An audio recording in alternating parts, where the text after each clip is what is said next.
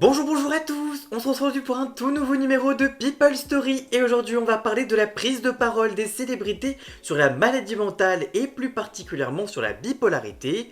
Ces dernières semaines, en France, Nicolas Domoran, animateur de la matinale de France Inter ou encore Chris de la Star Academy 2022 ont évoqué cette maladie. On va voir comment d'autres célébrités avant eux avaient déjà creusé le sillon de ces témoignages et comment les médias ont traité le sujet à l'époque, mais aussi sur les enjeux plus récents autour de la bipolarité. Bref, on fait le décryptage juste après le générique. C'est parti, c'est juste après ça.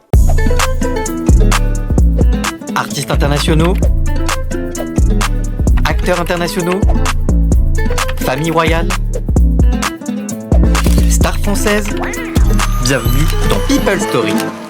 On parle souvent des stars pour leur succès, leur look ou encore leur histoire d'amour, mais on oublie parfois qu'elles traversent elles aussi des tempêtes intimes. Depuis plusieurs années, plusieurs célébrités ont commencé à prendre la parole sur leur santé mentale et notamment sur un trouble encore un peu trop méconnu, la bipolarité. Longtemps considérée comme un sujet tabou voire honteux, la bipolarité est aujourd'hui de plus en plus visible dans les médias, notamment grâce à certaines personnalités qui ont osé dire tout haut ce qu'elles vivaient en silence, parfois depuis des années. Derrière ces prises de parole, il y a des témoignages forts, sincères, parfois dérangeants, mais toujours essentiels et qui ont aussi révélé les limites de la médiatisation du sujet. Alors, comment les stars ont-elles contribué à changer le regard sur la bipolarité et est-ce que les médias ont vraiment su accompagner cette parole comme il le faudrait? C'est donc ce qu'on va voir ensemble.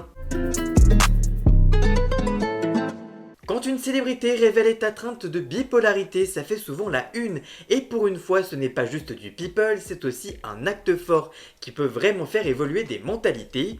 L'une des plus importantes est la prise de parole de Mariah Carey. Pendant des années, elle a vécu dans le silence ce trouble. Elle a été diagnostiquée en 2001, mais elle en a parlé publiquement qu'en 2018.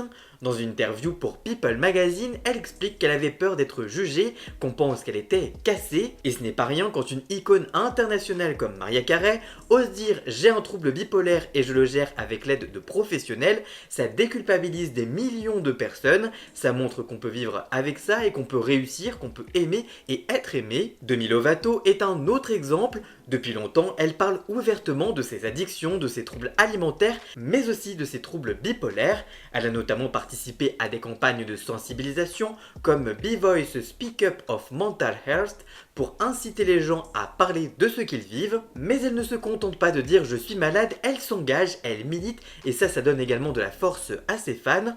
En France, ces derniers jours aussi, le sujet de la bipolarité est donc rentré au cœur de l'actualité médiatique. D'abord grâce au témoignage de Nicolas Domoran, journaliste et présentateur du 7-10 de France Inter, à la veille de la parution de son livre Intérieure Nuit, dans lequel il se confie sur le sujet. Il a également brisé le tabou avec ses auditeurs dans une séquence que je vous propose d'écouter. Peut-être vous souvenez-vous, amis auditeurs, de cette journée spéciale santé mentale, la fin d'un tabou en septembre dernier sur Inter.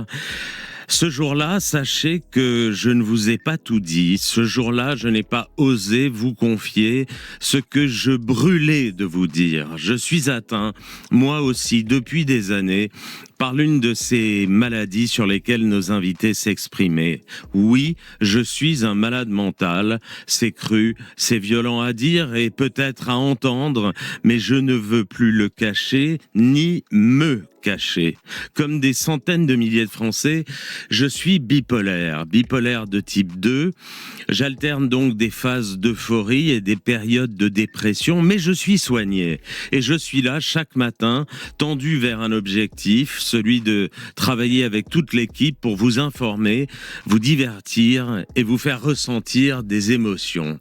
Si je me suis tu si longtemps, c'est parce que la maladie mentale fait peur, parce que la maladie mentale reste une maladie honteuse et oui, j'avais honte. La maladie est pour moi un état et j'ai décidé maintenant d'en faire un combat pour tous ceux, des milliers, des centaines de milliers, des millions peut-être, qui souffrent en silence alors qu'il est possible de vivre et de travailler avec une maladie mentale.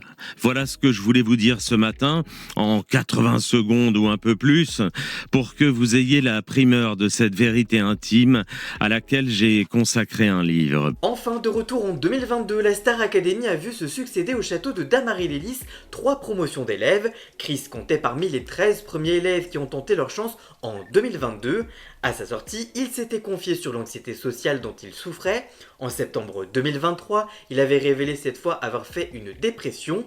Chris s'était fait très discret sur les réseaux sociaux depuis un long moment, mais le dimanche 30 mars dernier, le jeune chanteur a révélé des tristes raisons de son silence, ne cachant pas qu'il avait fait une tentative. Je le cite, « Cela fait plusieurs mois que je me suis éloigné des réseaux sociaux, que j'ai disparu des radars sans vraiment expliquer pourquoi. Aujourd'hui je prends la parole, non pas par obligation, mais pour partager un peu de ce que j'ai vécu et qui m'a poussé à me replier sur moi-même. J'ai traversé une période sombre, j'ai été brisé émotionnellement et psychologiquement. Je me suis senti comme au fond du gouffre, sans énergie, sans envie de continuer. Le 27 novembre 2023, j'ai tenté le pire pour ne plus rester ici, puis trou noir. Ce n'est qu'une semaine plus tard que je me suis réveillé à l'hôpital et que j'ai appris tout ce qui s'était passé. Mes cordes vocales étant affectées par l'intervention, j'ai perdu ma voix chantée pendant plusieurs mois. Pensant ne plus jamais pouvoir la retrouver, je commençais difficilement à me faire à l'idée que la musique était définitivement terminée. J'avais perdu ce qui m'avait toujours permis de m'exprimer, ma voix. Je sais que je souffre de troubles bipolaires, j'ai pris soin de moi, je me sens de nouveau prêt enfin à partager avec vous mon parcours. Un témoignage très courageux qui a donné beaucoup d'élan à ses fans sur les réseaux sociaux. À chaque fois qu'une star parle de sa bipolarité, cela a un impact énorme, ça rend visible une maladie encore mal connue du grand public, ça donne un visage humain à un trouble souvent assez caricaturé, ça encourage également à consulter, à en parler, à se libérer de la honte, mais à condition que les médias ne se contentent pas de faire du buzz sur le sujet. Même si la parole se libère, la manière dont la bipolarité est médiatisée reste incomplète, parfois injuste, voire franchement problématique. D'abord, il y a une vraie différence des traitements selon les célébrités. Quand Catherine Zeta-Jones annonce qu'elle souffre de bipolarité de type 2, les médias en parlent avec respect en soulignant son courage. Elle est décrite comme une femme forte qui prend soin de sa santé mentale. En revanche, quand Pete Davidson, qui est jeune, racisé ou perçu comme imprévisible, s'exprime, le ton change. On parle de ses troubles comme d'un spectacle. Il y a une forme d'inégalité dans la compassion. Le rappeur américain Big Sean a évoqué en 2019 des symptômes de troubles bipolaires et d'anxiété. Il n'a pas utilisé le terme bipolaire officiellement, mais expliqué avoir connu des hauts et des bas extrêmes, de la dissociation et avoir commencé une thérapie pour aller mieux. Il milite pour la santé mentale dans la communauté noire, où elle est encore très taboue. En effet, dans beaucoup de cultures racisées, afrodescendantes ou alors maghrébines, la santé mentale reste un tabou fort et les diagnostics sont souvent moins posés ou alors posés plus tardivement. De nombreuses personnes issues de ces milieux souffrent en silence, ce qui rend les témoignages publics de ces personnes encore plus précieux. Ensuite, il y a également le phénomène de romantisation, surtout sur les réseaux sociaux. En effet, dans des vidéos sur TikTok, on explique que les phases maniaques rendent hyper créatives, que les personnes bipolaires sont passionnées, intenses, géniales.